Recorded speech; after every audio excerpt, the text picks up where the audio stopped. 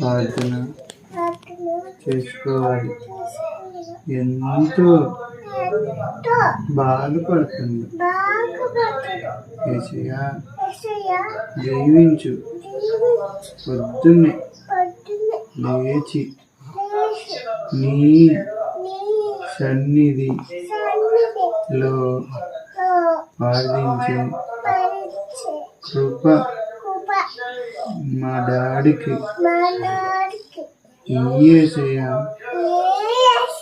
Please యేసయ్యా.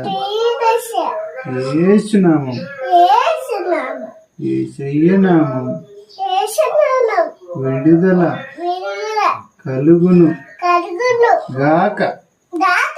శక్తి తాకును గాక. పరిశుద్ధాత్మ